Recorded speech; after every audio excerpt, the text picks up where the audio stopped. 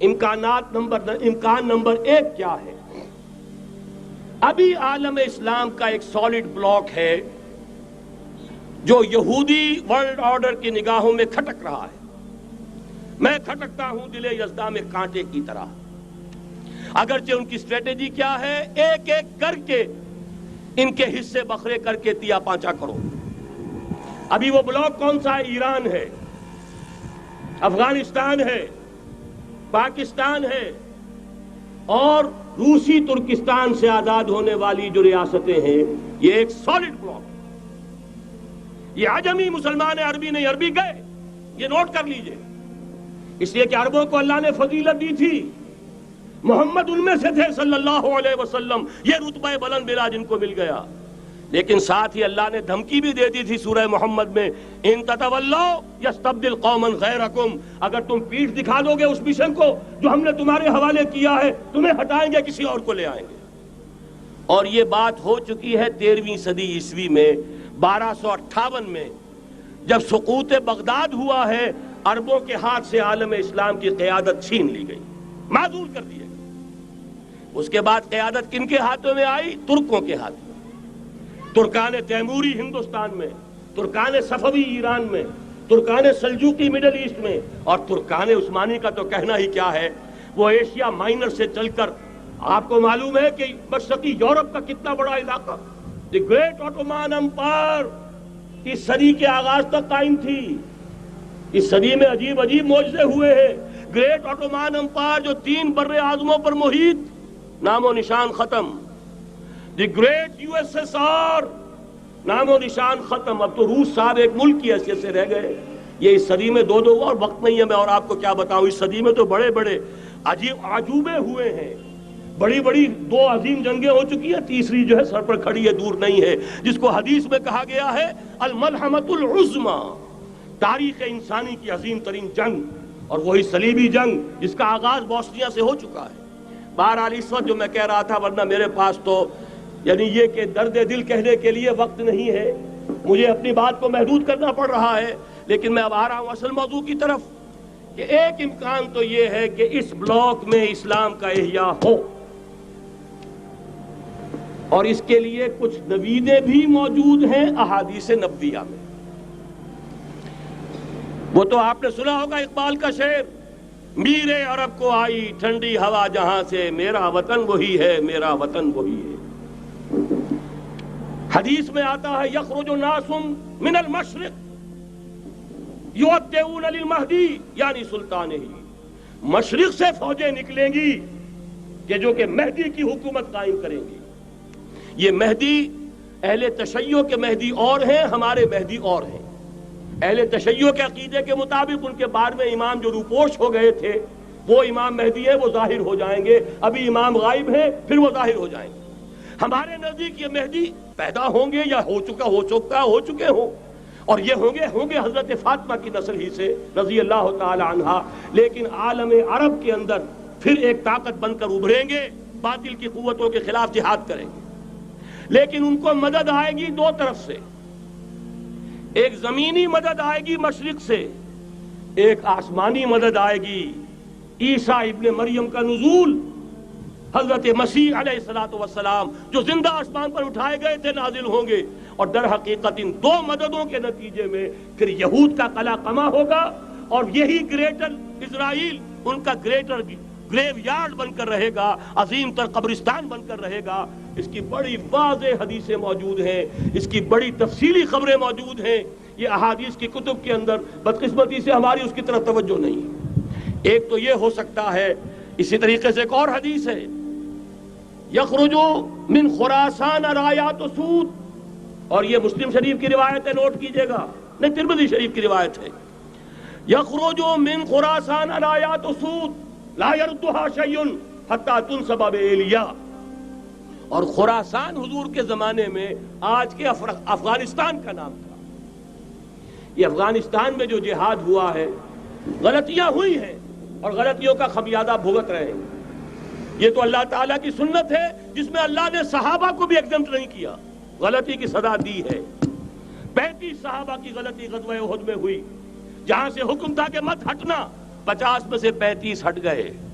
نتیجہ کیا نکلا؟ فتح شکست میں بدل گئی، 70 صحابہ شہید ہو گئے۔ اللہ تعالیٰ نے فرمایا وَلَقَدْ صَدَقَكُمُ اللَّهُ وَعْدَهُ إِذْ تَحُسُّونَهُم بِإِذْنِهِ حَتَّىٰ إِذَا فَشِلْتُمْ وَتَنَازَعْتُمْ فِي الْأَمْرِ وَعَصَيْتُم مِّن بَعْدِ مَا أَرَاكُم مَّا تُحِبُّونَ۔ مسلمانوں، ہم سے گلہ نہیں کر سکتے، ہم نے اپنا وعدہ سچا کر دکھا دیا تھا جبکہ تم انہیں گاجر مولی کی طرح کاٹ رہے تھے، لیکن جب تم ڈھیلے پڑ گئے، تم نے ڈسپلن کو توڑا، تم نے اختلاف کیا تو سزا دیا۔ تو اگر صحابہ کرام رضوان اللہ تعالی علیہم اجمعین خیر الناس بعد الانبیاء، پوری نوع انسانی کے اندر انبیاء کے بعد بلند ترین انسان، اگر ان کی بھی غلطی کا خمیازہ جو ہے اللہ نے چکھایا، کیوں چکھایا؟ ضروری تھا، آئندہ کے لیے سبق ہو جائے۔ یہ وَلِيُمَحِّصَ مَا فِي قُلُوبِكُمْ، تاکہ تمہارے دلوں کے اندر اگر کہیں کوئی کھوٹ ہے اور پاک کر دیں ہم۔ اس لیے بہرحال غلطیاں ہوئی ہیں افغانستان میں، ایک امام کے ساتھ بیعت نہیں تھی، بلکہ بدقسمتی اور بڑھ کر یہ ہے بیعت کر کے توڑ دی۔ عبد الرسول سیاف صاحب کے ہاتھ پر ہمارے پاکستان کے 7 گروپ جو تھے، انہوں نے عین حرم میں بیٹھ کر بیعت کی اور پاکستان آ کر بیعت توڑ دی۔ سزا اس کی مل رہی ہے، آپس کی خانہ جنگی یوں ہی نہیں ہو رہی، کوئی سبب ہے، لہذا یہ سزا تو ملے گی، لیکن جتنا خون یہاں پر خلوص کے ساتھ دیا گیا ہے اس کی مقدار بھی کم نہیں ہے۔ یہاں سے خیر برآمد ہوگا۔ اور دوسری بات اپنے بارے میں نوٹ کر لیجئے، یہ پاکستان، بچا کھچا Pakistan, what remains of Pakistan, یہ اصل میں ہے کیا؟ مولانا بہت خوبصورت انداز میں فرما رہے تھے، یہ 313 نہیں تھے، اسلام تھا۔ اسی طرح نوٹ کیجئے، پاکستان نہیں ہے، 4 صدیوں کی تجدیدی مساعی کا حاصل ہے۔ آپ نے کبھی نوٹ کیا ختم نبوت کے بعد اب سب سے اونچا منصب کس کا ہے؟ مجددین۔ سنن ابی داؤد کی روایت، ان اللہ یبعث فی هذه الامہ علی راس کل 100 عام من یجدد لها دینها۔ اور نوٹ کیجئے، کوئی بات ہے 1000 برس تک سارے مجدد عالم عرب میں پیدا ہوئے، جیسے ہی دوسرا 1000 سال شروع ہوا، الف ثانی کا مجدد اعظم شیخ احمد سرہندی کہاں تھا؟ صنم خانہ ہند میں حاضر ہوا۔ میں شیخ مجدد کی لحد پر، وہ خاک کے ہے زیر فلک مطلع انوار، گردن نہ جھکی جس کی جہانگیر کے آگے، جس کے نفس گرم سے ہے گرمی آرار۔ وہ پھر 12ویں صدی کا مجدد اعظم امام الہند شاہ ولی اللہ دہلوی، 13ویں صدی کا مجدد اعظم سید احمد بریلوی، اس کے خون کا امین اور اس کے ساتھ کے شہداء کے خون کا امین، ان کے جسموں کا امین آپ کا خطہ ہزارہ، آپ کا خطہ سوات، اس میں ان کی جانیں ہیں جو دی گئی ہیں۔ اور وہ نہایت میں آپ سے عرض کر دوں، دور صحابہ کے بعد اتنا خالص اسلامی جہاد پوری مسلمان تاریخ میں نہیں ملے گا جتنا وہ تحریک شہیدین کا تھا۔ 14ویں صدی ہجری میں شیخ الہند جیسا مجاہد اعظم کہ انگریز نے گرفتار کر کے قید بھی کیا ہے، تو کہاں؟ ہندوستان میں نہیں، کہاں؟ جزیرہ سائرس، کیا نام تھا؟ بالٹا، جزیرہ مالٹا، بحر روم میں۔ اقبال کے نفس سے ہے لالے کی آگ تیز، ایسے غزل سرا کو چمن سے نکال دو۔ کہیں ہندوستان کی کسی جیل میں ہوا تو شاید اس کے نفس کی گرمی ہی سے کوئی حرارت پیدا ہو جائے۔ اور اسی صدی میں، 14ویں صدی ہجری میں، اقبال جیسا مفکر، اسی 14ویں صدی ہجری میں مودودی جیسا مصنف، اسی 14ویں صدی ہجری میں مولانا الیاس جیسا مبلغ رحمہم اللہ، عظیم شخصیتیں آج پورے عالم اسلام میں آپ کو تبلیغی دوست ملیں گے۔ یہ کہاں سے شروع ہوئی تحریک؟ دہلی کی ایک چھوٹی سی مسجد سے۔